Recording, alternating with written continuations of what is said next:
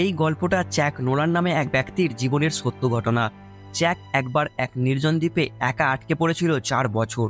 Jack কিভাবে এই দ্বীপে পৌঁছেছিল আর কিভাবেই বা 4 বছর বেঁচে বাড়ি ফিরেছিল, সবটাই জানবে আজকের ভিডিওয়।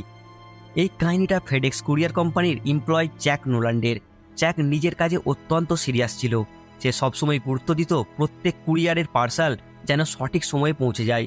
জ্যাকের এই সময়ের জ্ঞানের জন্যই কোম্পানি থেকে তাকে বিভিন্ন দেশে পাঠানো হতো, তাদেরই ব্রাঞ্চের বিভিন্ন বিদেশি কর্মচারীদের সময়ের গুরুত্ব আর কাজে মোটিভেট করার জন্য। জ্যাকের একটা গার্লফ্রেন্ডও ছিল, যার নাম ছিল ক্যালি। দুজন দুজনকে অনেক ভালোবাসতো, বিয়েও করতে চেয়েছিল, কিন্তু জ্যাকের প্রচণ্ড কাজের চাপে বিয়ে করা হচ্ছিল না। আবার একবার ক্রিসমাসের ঠিক আগে ফেডেক্স কোম্পানি থেকে জ্যাককে মালয়েশিয়া পাঠানোর সিদ্ধান্ত হয়, আর এই ট্যুরটাই জ্যাকের জীবন পুরোপুরি বদলে যায়। কিন্তু ক্যালি জ্যাককে মানা করছিল ক্রিসমাসে মালয়েশিয়া না যাওয়ার জন্য। কিন্তু জ্যাক ক্যালিকে অনেক বুঝিয়ে একটা ক্রিসমাসের গিফট দিয়ে ক্যালির মনকে খুশি করার চেষ্টা করে। আর ক্যালিও জ্যাককে একটা গিফট দেয়, যেটা একটা ঘড়ি ছিল, যাতে ক্যালির ছবিও ছিল। এরপর জ্যাক ক্যালিকে বুঝিয়ে মালয়েশিয়ার জন্য বিমানে রওনা হয়ে যায়।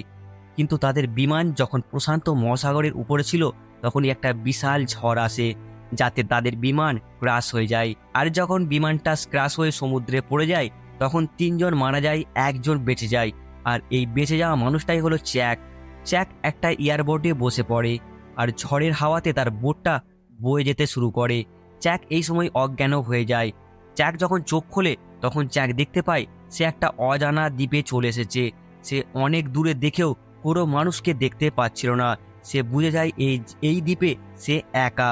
তবুও সে চিৎকার করে কেউ আছে নাকি জানার জন্য চেষ্টা করে, এতেও কোনো লাভ হচ্ছিল না। এরপর সে বালিতে HELP হেল্প লিখে দেয়। সে জানতো কেউ না কেউ তাকে বাঁচাতে আসবে, আর কোনো বিমান যদি ওপর থেকে যায় তাহলে এই লেখাটা দেখলে তাকে বাঁচাতে আসবে, আর সে বেঁচে যাবে।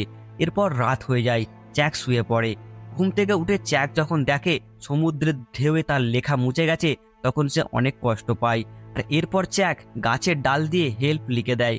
আবার জ্যাকের সাথে সাথে ফেডেক্সের পার্সেলও কিছু চলে এসেছিল, কিন্তু ভাগ্য খারাপ ছিল, তাতে কোনো খাবার ছিল না। আর এই সময় জ্যাক কিছু আওয়াজ শুনতে পায়। সে মনে করছিল এখানে কেউ আছে। সে চারদিকে দেখলেও সে কাউকে দেখতে পাচ্ছিল না। আর এই সময়ই একটা নারকেল তার সামনে উপর থেকে পড়ে। আর এবার সে বুঝে যায় এই আওয়াজ যেগুলো পাচ্ছিল সেগুলো সবই নারকেল পড়ার। জ্যাকের এই দ্বীপে বেঁচে থাকার জন্য খাবার পানির দরকার ছিল, আর সমুদ্রের পানি তো পান করা যাবে না। তাই সে বুঝে যায় নারকেলের পানি তার একমাত্র ভরসা এখানে। এরপর জ্যাক অনেক নারকেল জড়ো করে ফেলে, কিন্তু সমস্যা হচ্ছে জ্যাক তো নারকেল ছাড়াতে পারে না, জ্যাক তো নারকেল ভাঙতে পারে না। সে এবার কি করে নারকেলের পানি পান করবে? সে অনেক চেষ্টা করে নারকেল ভাঙার, কিন্তু সে নারকেল ভাঙতে পারছিল না।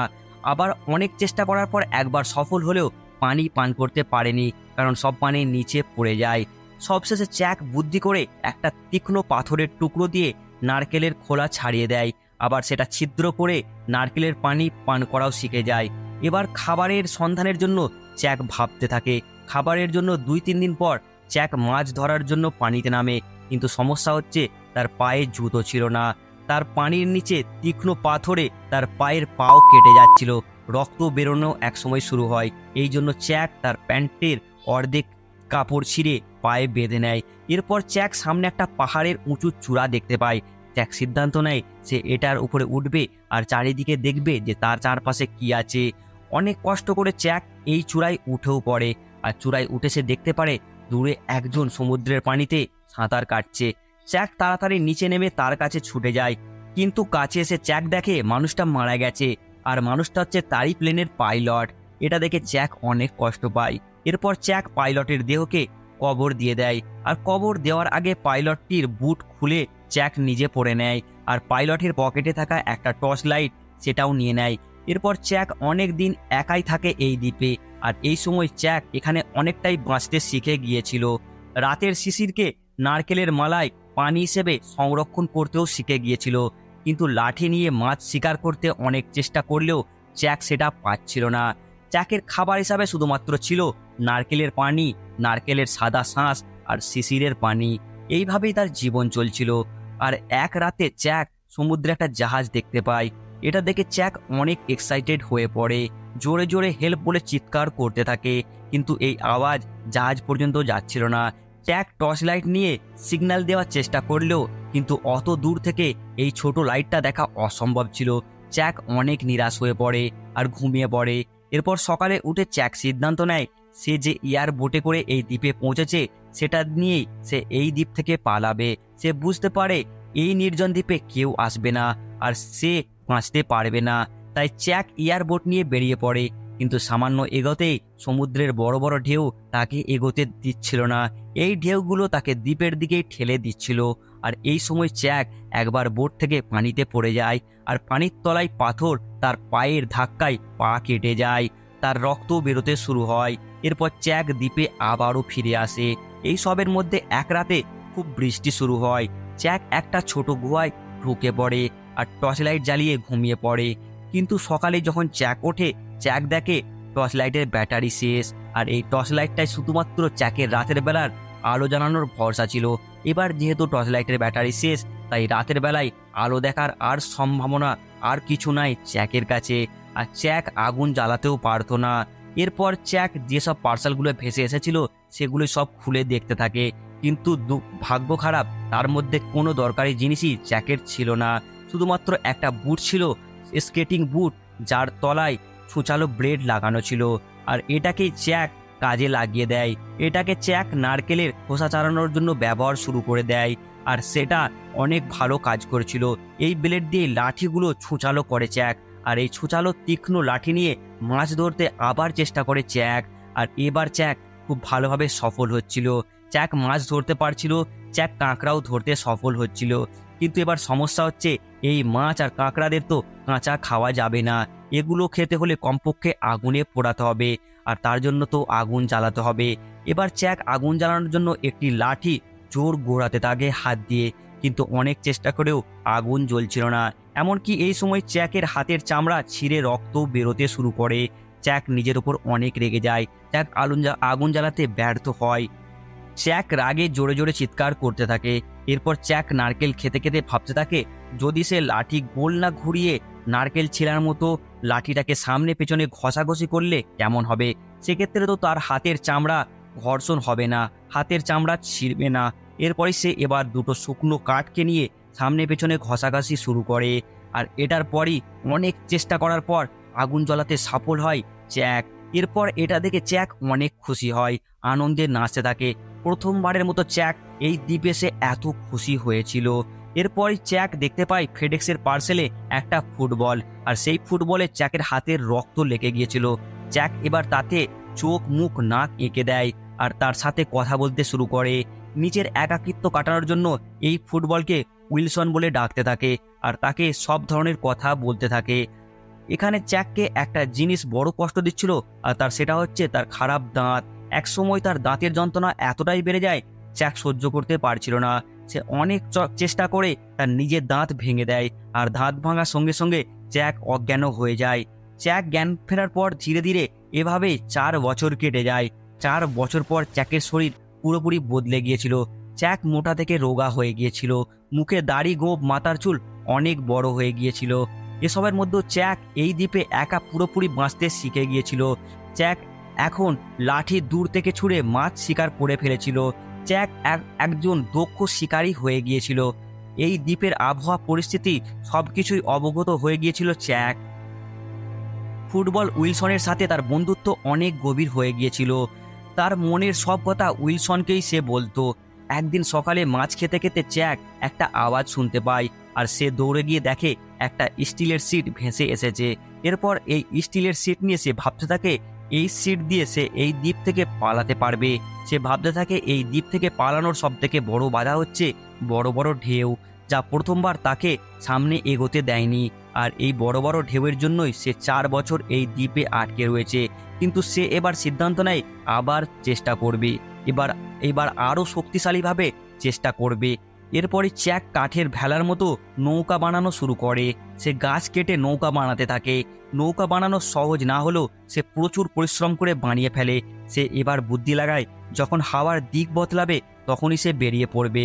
আর যে স্টিলের সিট পেয়েছিল সেটাকে সে হাওয়ার বিরুদ্ধে কাজে লাগাবে, যাতে হাওয়ার ধাক্কায় তার নৌকা এগিয়ে যায়।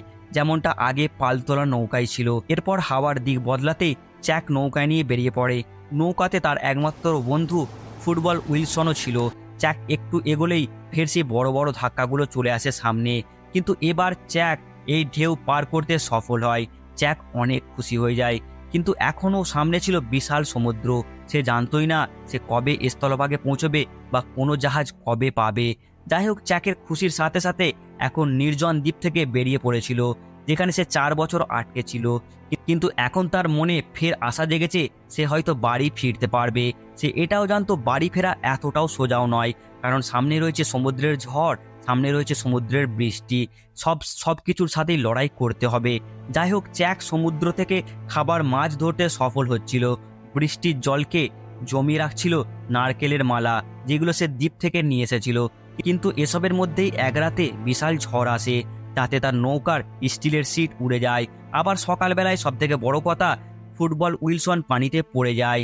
আর জ্যাক যখন উঠে দেখে তার আগে উইলসন অনেক দূরে চলে গিয়েছিল। তবুও জ্যাক পানিতে নেমে উইলসনকে আনার চেষ্টা করে, কিন্তু জ্যাক ব্যর্থ হয়।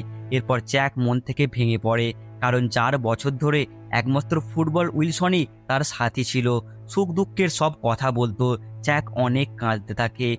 উইলসন একটা ফুটবল ছিল না, তার অস্তিত্ব ছিল। তাকে মানসিকভাবে ভাঙতে দেয়নি, তার একমাত্র বন্ধু ছিল। জ্যাক এরপর আবারও এগোতে থাকে। কিছুদিন যাওয়ার পর জ্যাকের যখন মন ভেঙে যায়, জ্যাক যখন হতাশ হয়ে পড়ে, তখনই তার পাশে একটা কার্গো জাহাজ চলে আসে। আর জাহাজের লোকেরা জ্যাককে দেখে ফেলে, জ্যাককে জাহাজে তুলে নেয়। এরপর জ্যাক নিজের বাড়ি ফিরে আসে। আর এখানে জ্যাককে বড় ধাক্কা লাগে। জ্যাক বাড়ি ফিরে দেখতে পায় বা জ্যাকের বন্ধু পরিবার সবাই ভেবেছিল জ্যাক মারা গেছে, এমনকি জ্যাকের শেষকৃত্যও তারা করে ফেলেছে। সব থেকে বড় ধাক্কা লাগে তার গার্লফ্রেন্ড ক্যালিও ভেবেছিল সে মারা গেছে। ক্যালি তাকে ছেড়ে বিয়ে করে নিয়েছে, তাদের একটা মেয়েও আছে। জ্যাক অনেক দুঃখ পায়। জ্যাক তার বন্ধুকে বলে সে যদি মারা যেত অনেক ভালো হতো। সে দ্বীপে একবার আত্মহত্যার কথাও ভেবেছিল, কিন্তু ক্যালির জন্য সে করেনি। ক্যালির জন্য সে বেঁচেছিল ওই দ্বীপে 4 বছর। ক্যালির জন্যই সে ফিরে এসেছে। ক্যালিকে সে অনেক ভালোবাসে, কিন্তু সেই ক্যালি আজ আর তার নেই। ক্যালি আজ অন্য কাউকে বিয়ে করে নিয়েছে। আবার একদিন ক্যালির সাথে জ্যাক দেখা করতেও যায়। ক্যালি জ্যাককে বলে, আমি জানতাম তুমি মারা যাওনি, তুমি ফিরে আসবে, কিন্তু পরিস্থিতির চাপে আমি বিয়ে করেছি। কিন্তু আজও আমি তোমায় অনেক ভালোবাসি, কিন্তু আজ কিছু করার নাই, আমার এখন একটা পরিবার আছে। এই সময় ক্যালির দেওয়া একটা ঘড়ি জ্যাক ফিরিয়ে দেয় ক্যালির কাছে। ক্যালিও জ্যাকের একটা গাড়ি ফিরিয়ে দেয়। শেষে ক্যালি জ্যাকের কাছে ফিরে যেতে চাইছিল, কিন্তু জ্যাক বলে তোমার পরিবার আছে, তুমি বাড়ি ফিরে যাও, তোমার মেয়ের কাছে ফিরে যাও। আর এরপরই জ্যাক ক্যালিকে তার বাড়িতে পৌঁছে দেয়। দ্বীপে যে সকল পার্সেল ভেসে এসেছিল তাদের মধ্যে সব পার্সেল খুললেও একটা জ্যাক রেখে দিয়েছিল। আর জ্যাক সেটা ভেবেছিল সে যখন বাড়ি ফিরবে সেটা তাকে পৌঁছে দেবে তার গন্তব্যে। আর সেই পার্সেলটাই এবার জ্যাক সেই বাড়িতে পৌঁছে দেয়, কিন্তু সেইখানে সেই সময় কেউ ছিল না। এরপর জ্যাক রাস্তা ভুলে যায়, আর এক সুন্দরী মেয়ে এসে জ্যাককে রাস্তা তুলে দেয়। আসলে এই মেয়েটি সেই মেয়ে ছিল যার পার্সেল জ্যাক নিয়ে এসে এই সামান্য আগেই তার বাড়িতে দিয়ে এসেছিল। আর এটা জ্যাক বুঝতে পারে তার গাড়ির পেছনে থাকা লোগো দেখে। আর এটাও সে লক্ষ্য করে তাদের বাড়ির মেন গেটে মেয়েটার পার্টনারের নাম আগে ছিল, কিন্তু এখন আর সেটা নাই। মানে মেয়েটাও এখন সিঙ্গেল হয়ে গেছে। তাই জ্যাক ভাবে সেও সিঙ্গেল, মেয়েটাও সিঙ্গেল। আর চৌমাথা রাস্তায় ভাবতে থাকে সে কি মেয়েটির কাছে যাবে। আর এই সিন দিয়েই মুভিটা শেষ হয়ে যায়। হ্যাঁ, এটাই হচ্ছে 2002 সালে রিলিজ হওয়া কাস্ট আওয়ে মুভি। আর এটা একটা সত্য ঘটনা। আজকের এই গল্পটা কেমন লাগলো তোমরা অবশ্যই বলবে কমেন্টে। ভালো লাগলে লাইক করে দেবে। আর আজকের ভিডিওটি দেখার জন্য অসংখ্য অসংখ্য ধন্যবাদ।